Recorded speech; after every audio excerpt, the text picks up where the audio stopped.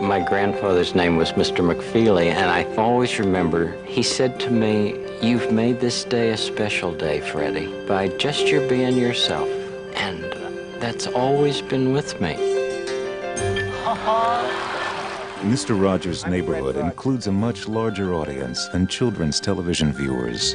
His core message, accept everyone for who they are, has won him universal acclaim. You're welcome in this neighborhood.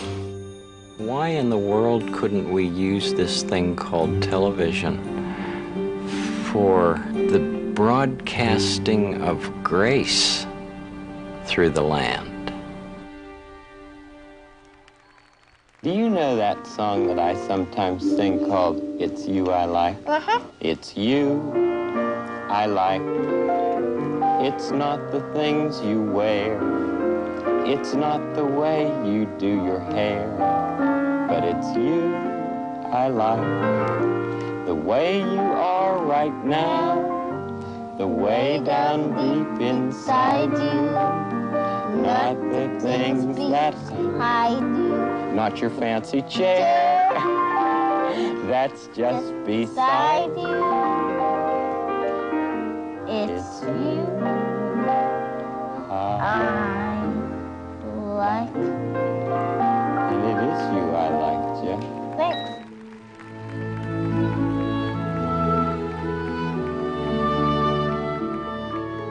I do think that it takes a certain amount of courage to be able to tell his feelings. He's been liberated for a long, long time, almost as long as I've known him. And I think other men might like very much to be that way. We're all on a journey, each one of us. And if we can be sensitive to the person who happens to be our neighbor, that to me is the greatest challenge as well as the greatest pleasure. Because if you're trusted and people will allow you to share their inner garden with them, what greater gift?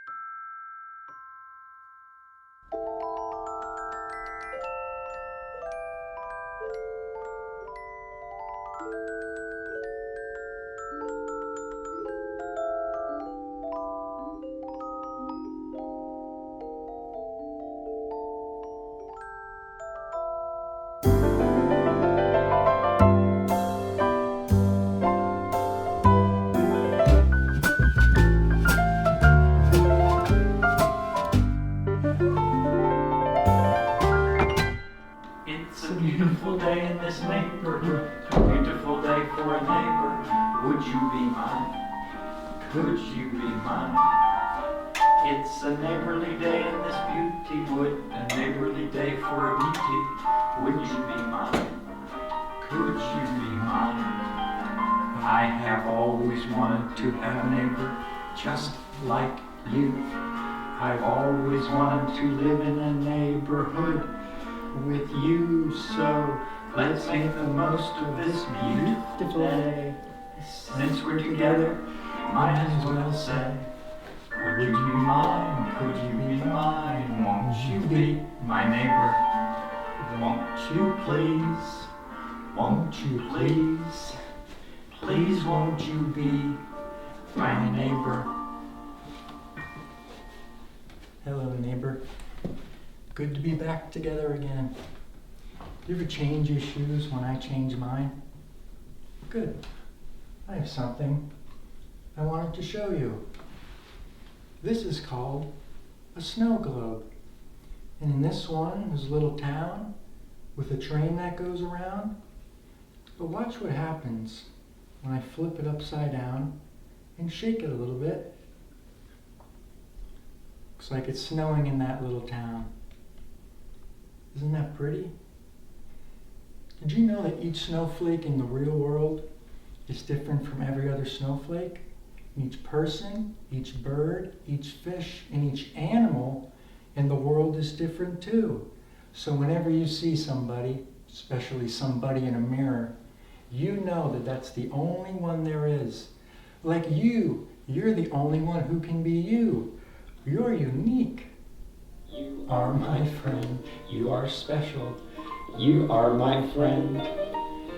You're special to me. You are the only one like you, my friend.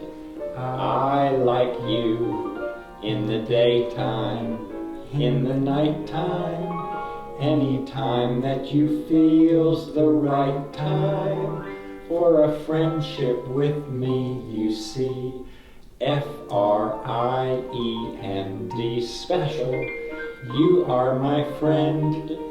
You're special to me. There's only one in this wonderful world. You are special. Let's see if Picture Picture has any films to show us today. A film about fish. That would be good to look at. Look how graceful they all are. It's like an underwater ballet. Isn't that just beautiful?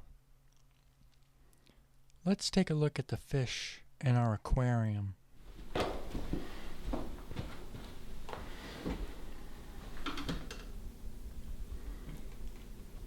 Fish just swimming back and forth, up and down. Oh, what's that down there? Do you see a dead fish? A dead fish would be one that isn't swimming or breathing or moving or anything at all. Take a look down there and tell me if you see it. Oh yes, right there, isn't it? I'll just get it out here. Somebody told me one time, if you put a very sick fish in some water with some salt, it might help revive it, bring it back.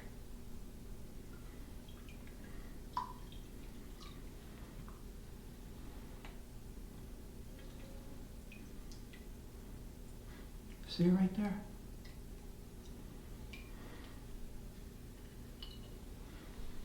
I'll just get the salt here.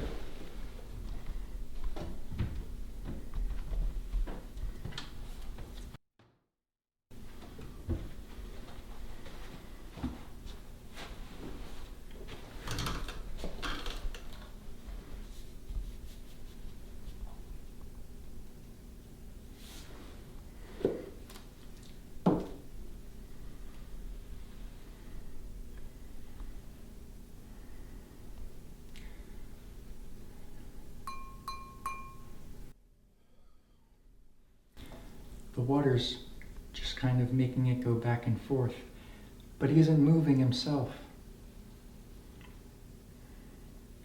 I guess the salt isn't going to help him. I guess we better bury him.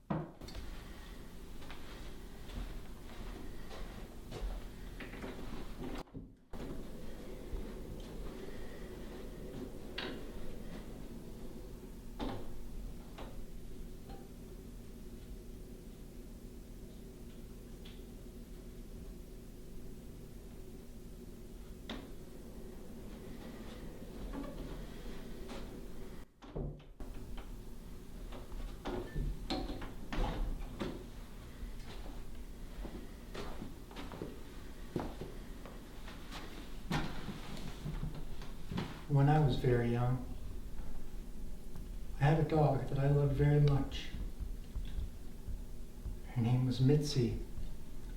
And she got to be old, and she died.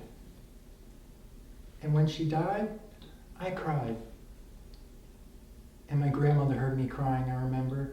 And she came, she just put her arm around me because she knew I was sad. She knew how much I loved that dog. And my dad said we'd have to bury Mitzi, but I didn't want to. I didn't want to bury her because I thought I'd just pretend that she was still alive. But my dad said her body was dead and we'd have to bury her. So we did. Just after my dog Mitzi died, my aunt and uncle gave me a toy dog like this. They used to make it go like this. They make it pop up again like that. Pretending.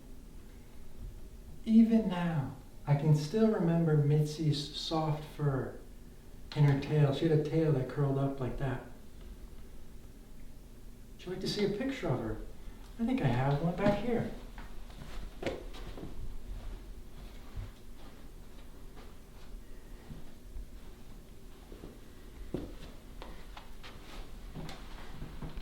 My dog Mitzi. I really missed her when she died. I also had a cat named Sybil. I remember when she died. She was very old and she was very sick. But even so, when she died, I cried a lot because I missed her so much. She used to have her breakfast with me in the morning, and she would sometimes sleep on my bed at night. When she died and we buried her, of course she wasn't living anymore, so she wasn't there for breakfast or sleeping. But I can still remember her and the feelings I had when I was with her. Such good feelings. I have a picture of her as well I can show you.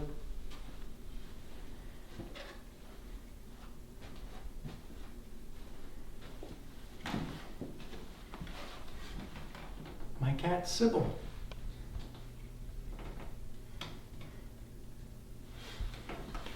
Whenever I hear another dog bark or another cat meow, I think about Sybil and Mitzi and how glad I was to have been able to be their friend for so many years. Some things I don't understand. Some things are scary and sad. Sometimes I even get bad when I'm mad. Sometimes I even get glad. Why does a dog have to bark? Why does an elephant die? Why can't we play all the time in the park? Why can't my pussycat fly? Why, I wonder why. Why, I wonder why. Why do big people say no? Why are their voices so loud? Why don't the witches and bad guys all go? Why does the sky fly a cloud? Why does it have to get dark? Why can't the day always stay? Let's say goodbye to the nighttime, goodbye. Let's send the dark time away. Why, I wonder why. Why,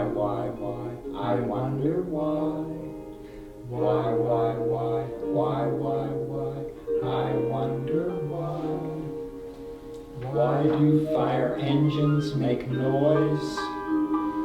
Why is hot water so hot? Why aren't live babies like my other toys? Why do I wonder a lot? Someday, oh someday, I'll know what to say. Someday, oh someday, I'll not have to say. Why,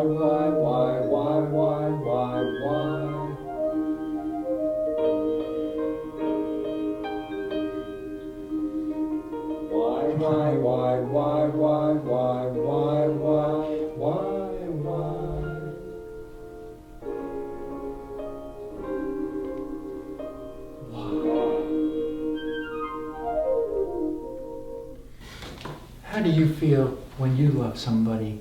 The best thing in the world is love. And those we love are the ones we like to think about the most, even when we're not with them. What are some ways you show and tell people you love them? I know a way you can say it with just your hand. You see, this stands for I, this stands for love, and this stands for you. Put them all together. I love you.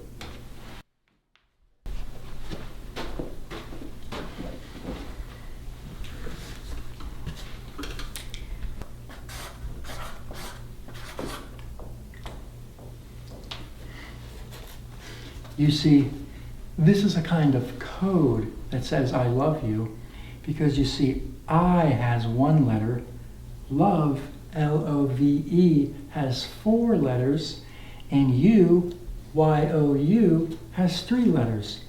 Put them all together, 1, 4, 3, I love you. And you know, south of the Boston Harbor, there's a lighthouse called Minot's Ledge Light. As it flashes 1 time, then 4 times, then 3 times. So it's always flashing its lights, 1, 4, 3. I love you. There are many ways to make pictures and letters and make plays with the straight shooter there. There are just so many ways to show and tell people you love them. There are many ways to say I love you. There are many ways to say I care about you. Many ways, many ways, many ways to say I love you. There are many ways to say I love you. Just by being there when things are sad and scary. Just by being there, being there, being there to say I love you. Cleaning up a room can say I love you. Hanging up a coat before you're asked to do it. Drawing special pictures for the holidays and making plays. You'll find many ways to say I love you. You'll find many ways to understand what love is.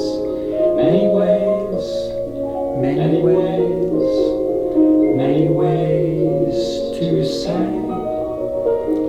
I love you. There really are just so many ways to show and tell people you love them. You know, one of the ways my family used to show how much they love me was to sing a song to me before I went to bed. The song's called Please Don't Think It's Funny. I'll sing it for you right now, and maybe at some point in your life, you can sing it to someone you love. Sometimes you feel like holding your pillow all night long. Sometimes you hug your teddy bear tightly. He's old, but he's still strong. And sometimes you want to snuggle up closely with your own mom or dad. At night, you even need the light sometimes, but that's not bad.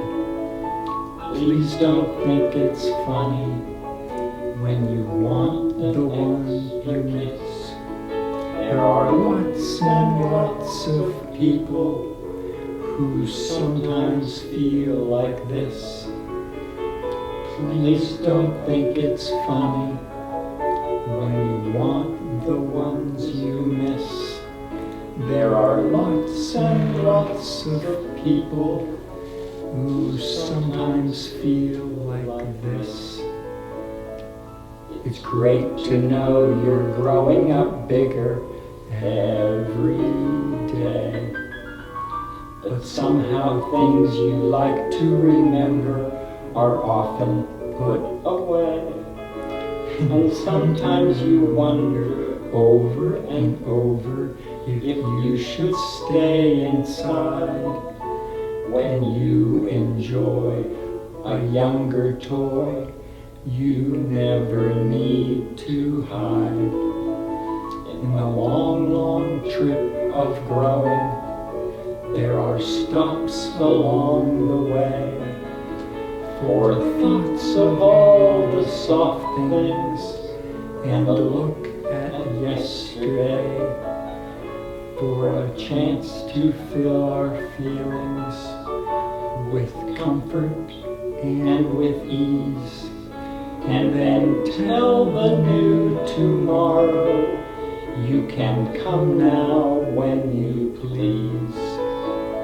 So please don't think it's funny when you want an extra kiss. There are lots and lots of people who sometimes feel like this. Please don't think it's funny when you want the ones you miss. There are lots and lots of people who sometimes feel like this. You know, all of us have lots of ways of feeling, and all those ways of feeling are fine. What's important is what we do with our feelings in this life. I trust that you're growing in ways that will help you with whatever feelings you may have when you're a child and when you're a grown-up. I hope you're able to grow to respect whoever you are inside. Now, when I came in today, I didn't have anything in my hands, but I already had something to show you right here. And I had something else I wanted to show to you. This is a electronical musical instrument called a musical keyboard. And there are these different buttons here.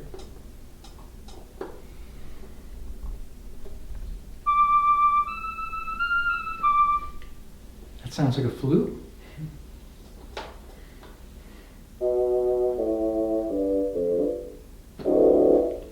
That sounds like an oboe.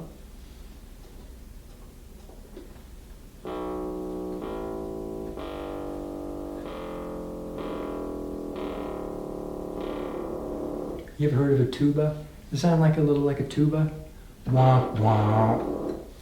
If you hear well with your ears, we'll play a couple of these different sounds, and let's see if you can guess which one I'm playing. Remember, this one sounded like the flute. This one sounded like the oboe.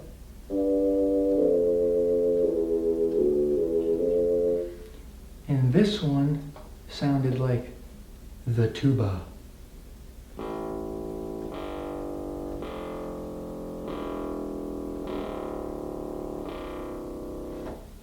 All right, what does this one sound like?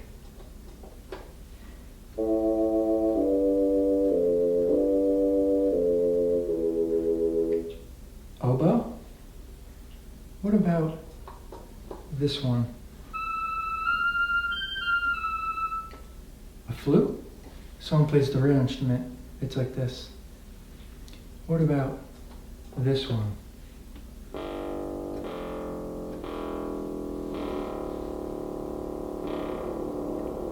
Tuba.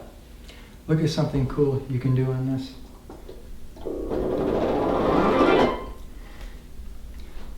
That's really playing with sounds, isn't it? Growing up, people like to play. And if you look and listen carefully through this world, you'll find lots of things that are playful. If you will look carefully, listen carefully, you will find a lot of things. Carefully look, and listen. It's good to look carefully, listen carefully. That's the way you learn a lot of things. Carefully look.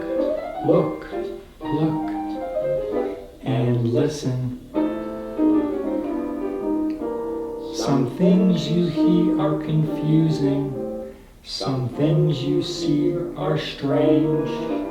But if you ask someone to explain one or two, you'll begin to notice a change in you. If you will look carefully, listen carefully, that's a way to keep on growing. Carefully look, look, look, and listen.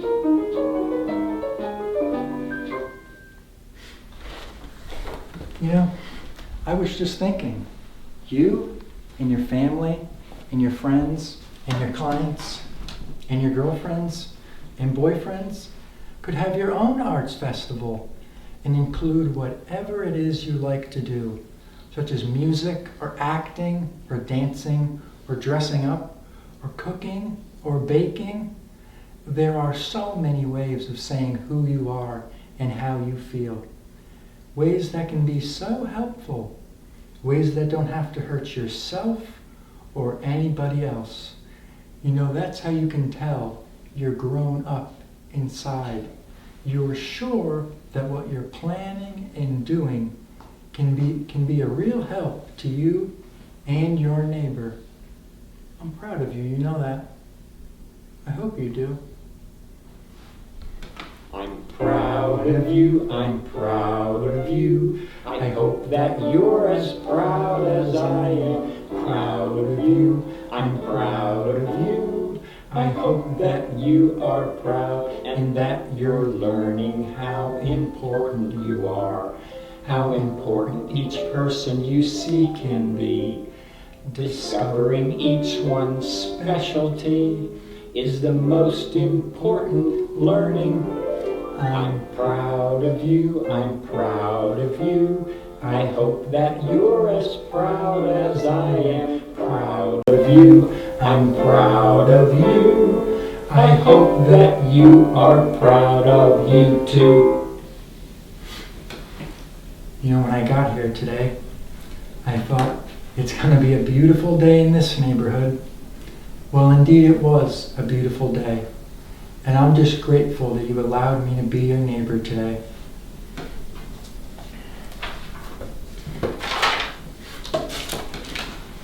You see, I believe that appreciation is a holy thing. That when we look for what's best in the person we happen to be with at the moment, we're doing what God does. So in loving and appreciating our neighbor, we're participating in something truly sacred. I'm mindful of the variety of feelings and the variety of blessings which you bring to this moment, and I'm exceedingly grateful to have been your neighbor today. Early in the morning of every workday, before I get to my office, I see someone who influences me greatly. This person has a job which many might consider to be unglamorous and tediously mundane. He's the locker room attendant in Pittsburgh, where I swim each day. His name is Jeff. Recently, we celebrated Jeff's 25th anniversary at the pool. 25 years of cleaning sinks and shorting towels and caring about everybody. For his anniversary, some of us regulars got together and got him a cake and a book about New York. Jeff loves New York. He goes whenever he can. And he says honk, honk, honk, imitating all the taxis around the city when he talks about it. And he loves to watch the Today Show and see all the people lined up around Rockefeller Plaza. Well, a few weeks ago, I told Jeff I was writing this speech for you all, and I said to him, Jeff, what should I say in this speech? And he said, tell them to be glad of who they are. They might get to be the president, or a social worker, or a teacher, or a doctor, or operate Danielle's play, whoever they are. And whoever they are, everybody can do something. And he went right back to scrubbing the showers. Blessed are the pure in heart, to appreciate our life and do what we can so that others might appreciate theirs. I wonder if you heard what happened at the Seattle Special Olympics a few years ago. For the 100-yard dash, there were 9 contestants, all of them so-called physically or mentally disabled. All 9 of them assembled at the starting line, and at the sound of the gun, they took off. But one little boy stumbled and fell and hurt his knee and began to cry. The other 8 children heard the boy crying. They turned around, slowed down, and ran back to him. Every one of them ran back to him. One little girl with Down syndrome bent down and kissed the boy and said, "This'll make it better." And the little boy got up, and he and the rest of the runners linked their arms together and joyfully walked to the finish line. They all finished the race at the same time. And when they did, everyone in that stadium stood up and clapped and cheered and whistled for a long, long time. And of course you know why. Because deep down we know what matters in this life is much more than winning for ourselves. What really matters is helping others win too. Even if it means slowing down and changing our pace now and then. There's a part of all of us that longs to know that even what's weakest about us can ultimately count for something good. When I graduated from college, I had little notion of how I'd ever be able to put together all of the interest I had. It took me a good deal of time, and my parents probably wondered if I'd ever be able to make anything of it all. But after a lot of help from a lot of people, I'll never forget the sense of wholeness I felt when I finally realized what in fact I really was. Not just a songwriter, or a language buff, or a student of human development, or a telecommunicator, but I was someone who was able to use every talent that I have been given in the service of children and their families. I can tell you that it was that particular focus that made all the difference. I can also tell you none of that was written on my college diploma. It's a miracle when we finally discover whom we're best equipped to serve, when we can invest and appreciate the unique life that we've been given. When I was a freshman in college, I met someone who knew a very famous songwriter who lived in New York, and I was convinced if I could just get him to hear my songs. I had 5 well-written songs then. He would introduce me to Broadway, and I would be an instant successful composer of show tunes. Well, I was able to get an interview with that man, and I remember so well flying to New York and all the way thinking, this is it. I'll probably have to give up college and get an apartment in the city, and my family will be so proud of me, and before long, my 5 songs will be sung by millions of Broadway showgoers. Well, that's not what happened. The famous composer was very welcoming. He asked me to play a couple of my songs for him, and he listened intently while I played and sang them as well as I could. And when I finished, he said, "That's very nice, Fred. Now, how many songs have you written?" And I told him 5, and I brought them all. Then he said something to me that became very important to me. He said, "I'd like you to come back after you've written a barrel full, and we'll talk again." A barrel full of songs? That would mean hundreds of songs. I can still remember the disappointment I felt as I traveled all the way back to college. Nevertheless, that man's counsel was far more inspired than I realized. It took me many years to understand that. But of course, what he knew was that if I really wanted to be a songwriter, I'd have to write songs. Not just think about the songs, the 5 that I had written. So after the initial disappointment, I got to work. And through the years, one by one, I have written a barrel full. In fact, the barrel's overflowing now. And I can tell you, the more I wrote, the better the songs became. The more those songs expressed what was real within me. If you saw Our Neighborhood on television when you were very young, you may have heard me sing, "I'm proud of you, I'm proud of you." Well, that's one of the songs from the barrel. And in my heart, you can be sure that I'm singing that again to you today. I'm proud of what has brought you to this special moment in your life. And I'm proud of the choices you have made that have allowed yourself to be here in this moment. I have a lot of framed things in my office, which people have given to me through the years. On my walls are Greek and Hebrew and Russian and Chinese. And beside my chair is a French sentence from Saint Exupéry's The Little Prince. It reads, "What is essential is invisible to the eye." I feel the closer we get to knowing and living the truth of that statement, the closer we get to wisdom. What is essential about you that is invisible to the eye? And who are those who have helped you become who you are today? Anyone who has ever graduated from a college, anyone who has ever been able to sustain a good work, has had at least one person, and often many, who have believed in him or her. We just don't get to be competent humans without a lot of different investments from others.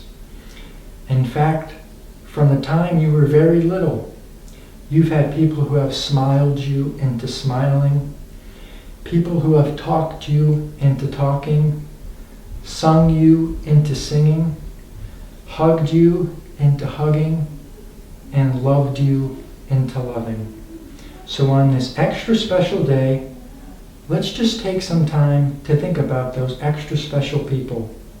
Some of them may be here right now. Some may be far away. Some may even be in heaven. No matter where they are, deep down you know they've always wanted what was best for you. They've always cared about you beyond measure and have encouraged you to be true to the best within you. So let's just take a silent minute and think about those people right now. Just one silent minute. I'll watch the time.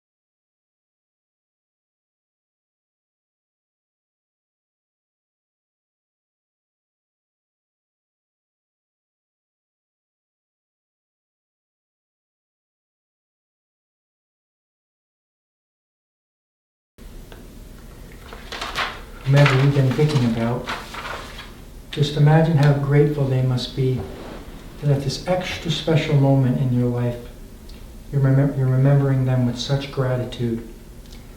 You know, one of the most important things we human beings can do is to express thanks. The Greek word for thanks is Eucharist. The way we say thank you to God and to each other can be one of the greatest gifts we'll ever be able to give. Thank you as a gift? Yes, it's a great gift. And the recognition that you've just given to those who have loved you into being could be one of the most important parts of our celebration today. We don't always succeed in what we try. Certainly not by the world's standards. But I think you'll find it's the willingness to keep trying that matters most. It's not the honors and the prizes and the fancy outsides of life that ultimately nourish our souls. It's the knowing that we can be trusted, that we never have to fear the truth, that the bedrock of our very being is good stuff. That's what makes growing humanity the most potentially glorious enterprise on earth. There's another neighborhood song, another one from that barrel I talked about, that I often sing. I wrote it for the child in each of us. As a final Christmas gift, I'd like to give the words of that song to you right now. It's you I like. It's not the things you wear. It's not the way you do your hair. But it's you I like. The way you are right now. The way down deep inside you. Not the things that hide you. Not your fancy camera. That's just beside you. But it's you I like. Every part of you. Your skin, your eyes, your feelings. Whether old or new. I hope that you'll remember, even when you're feeling blue, that it's you I like. It's you yourself. It's you. It's you I like. And of course, what that ultimately means is you don't ever have to do anything sensational for people to love you. Nothing sensational to be lovable. In fact, the outside things of life, the things that television and newspapers and social media talk about the most, are not the really important things.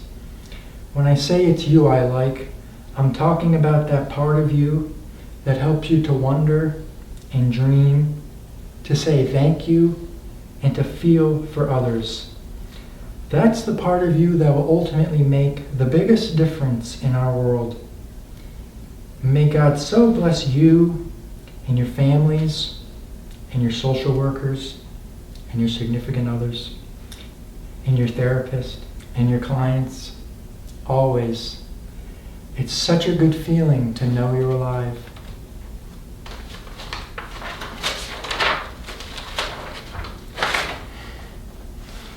There isn't any one of us here, not any one of us, who hasn't had loss in their life. So consequently, we can be in relationship with other human beings. Just after I heard I was invited to, I got this book in the mail that I didn't know about, and it's called When Children Grieve. And just yesterday, I was reading about a young boy whose dad died very suddenly of a heart attack.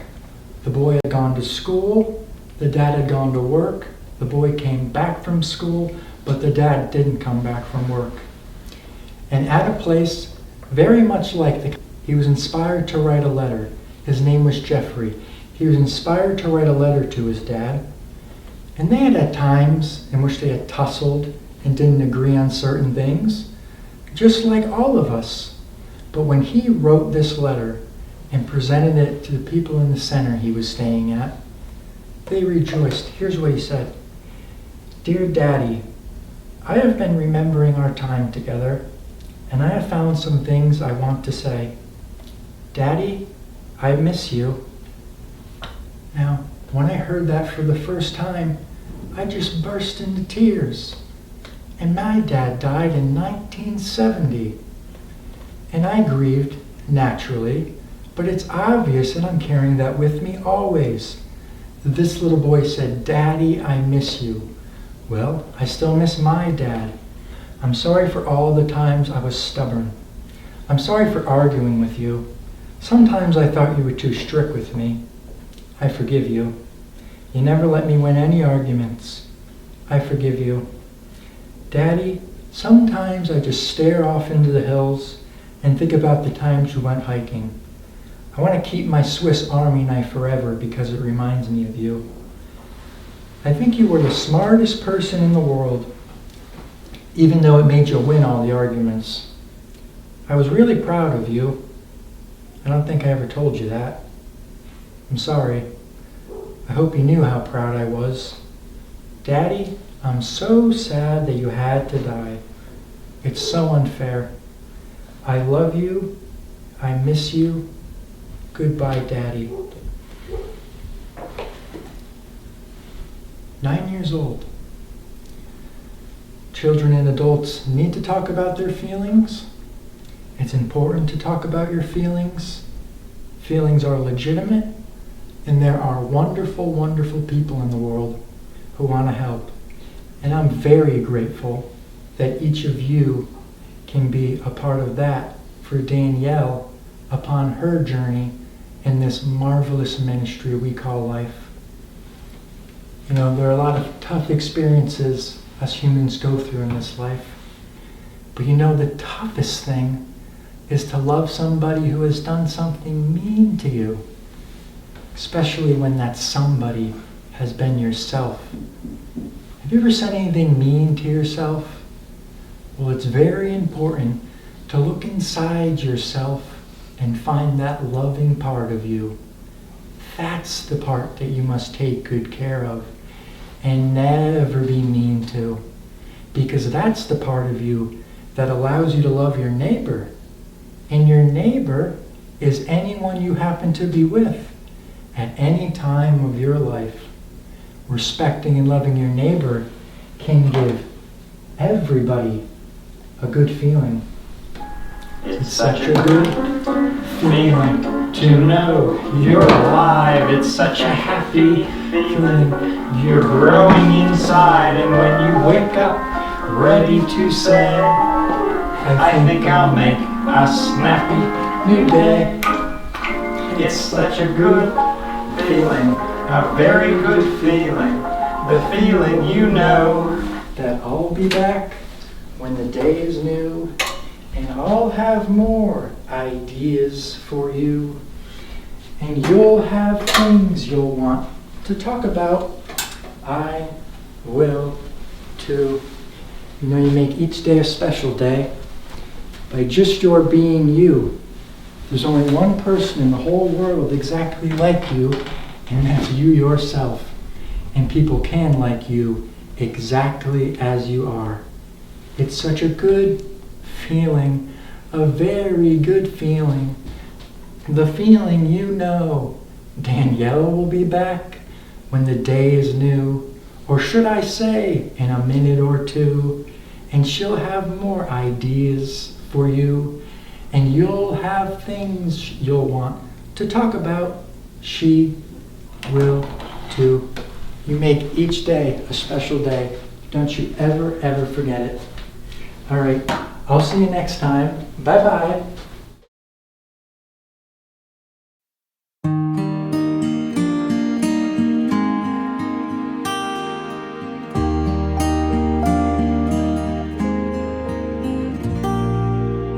It's you I like. It's not the things you wear. It's not the way you do your hair, but it's you I like. The way you are right now, the way down deep inside you. It's not the things that hide you. It's not your toys, they're just beside you. But it's you I like. Every part of you, your skin, your eyes, your feelings, whether old or new. And I hope that you remember, even when you're feeling blue, that it's you I like. It's you yourself, it's you it's you, it's you I like.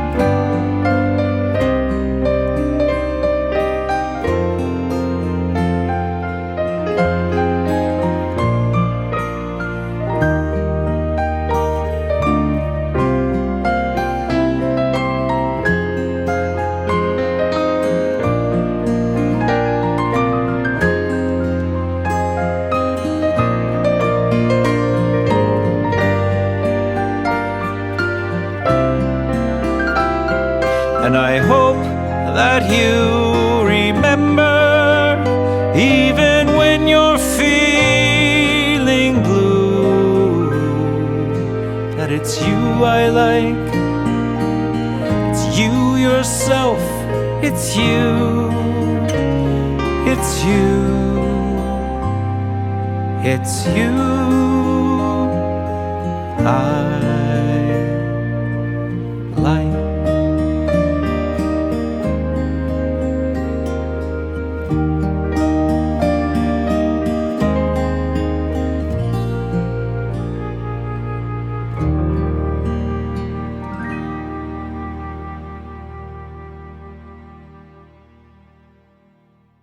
My good friend Emily Jacobson, the poetry lady on our television programs for many years, often quoted a poem by Douglas Mallock.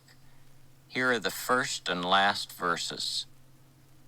If you can't be a pine on the top of a hill, be a scrub in the valley, but be the best little scrub by the side of the rill. Be a bush if you can't be a tree. If you can't be a highway, then just be a trail.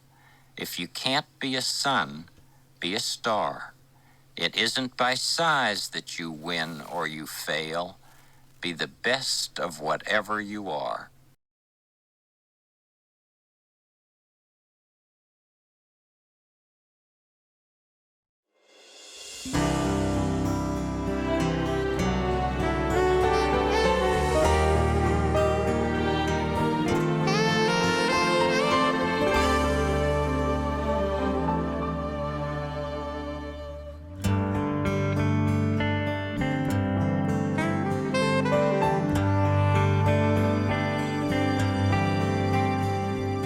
When the day turns into night and you're way beyond my sight, I think of you,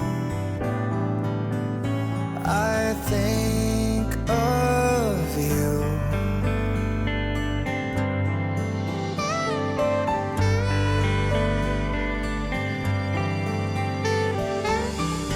When the night turns into day and you still are far away, I think of you, I think of you.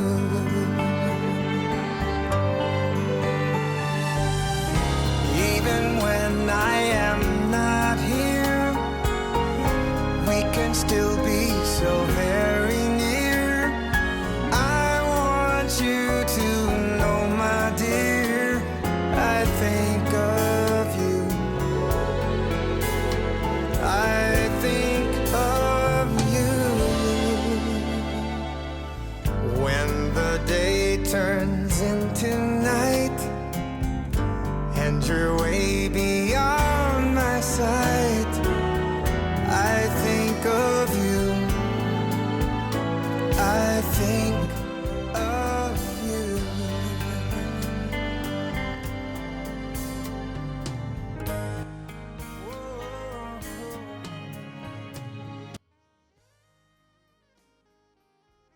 You can make believe it happens or pretend that something's true. You can wish or hope or contemplate a thing you'd like to do. But until you start to do it, you will never see it through. 'Cause the make-believe pretending just won't do it for you. You've got to do it. Every little bit, you've got to do it, do it, do it, do it. And when you're through, you can know who did it, for you did it, you did it, you did it. If you want to ride a bicycle and ride it straight and tall, you can't simply sit and look at it, 'cause it won't move at all. But it's you who have to try it, and it's you who have to fall sometimes. If you want to ride a bicycle and ride it straight and tall, you've got to do it.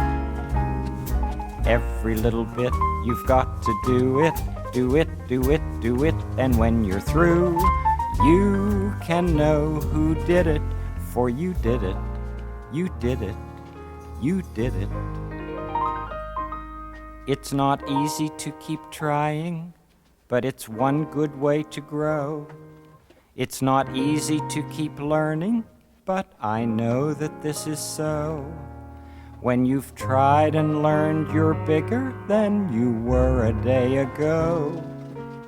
It's not easy to keep trying, but it's one way to grow. You've got to do it. Every little bit, you've got to do it, do it, do it, do it. And when you're through, you can know who did it, for you did it, you did it, you did it.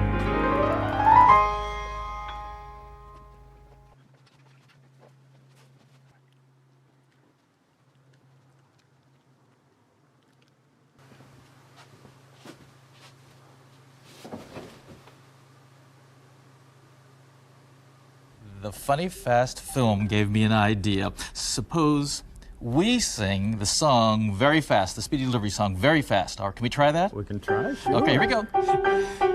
If there's anything you want, if there's anything you need, McFeely's Delivery brings it to you. Here is Speedy. Yes, our Speedy Delivery is a Speedy Delivery. Speedy Delivery to you. Speedy Delivery. There you go. Mr. McFeely. Will I have more deliveries? I enjoy making speedy deliveries, and I enjoy seeing films. And we enjoy receiving them. Well, speedy delivery to you. See you around the neighborhood. Bye-bye. Bye, Mr. McFeely. Speedy delivery to you.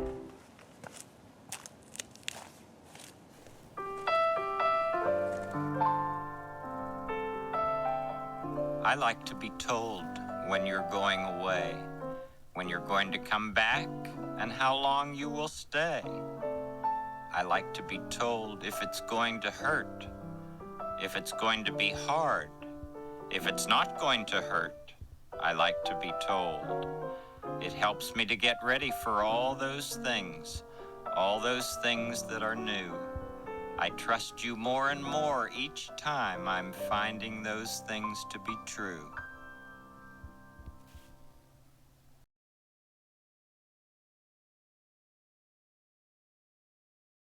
Helen Ross was a good friend who taught teachers, doctors, and psychiatrists, and consulted with professionals working with children and families all over the world. She was one of the great people of our age in the understanding of the dynamic development of human beings. After one operation for cancer and some subsequent therapy, Helen chose to refuse treatment when the cancer reappeared. One day when I visited her, I found Helen very frail, yet interested in all that I had to tell her about our television work and her Pittsburgh friends. Some of the time, I just held her hand, and we said nothing. We didn't have to. After one of those silences, Helen said to me, "Do you ever pray for people, Fred?" "Of course I do." I simply said, "Dear God, encircle us with thy love wherever we may be. And Helen replied, "That's what it is, isn't it? It's love. That's what it's all about." Helen was 88 when she died. She had spent most of her adult life working at understanding the complexities of human growth and development, and her summation of life is that love is what it's all about. It meant a lot to me to hear that from her.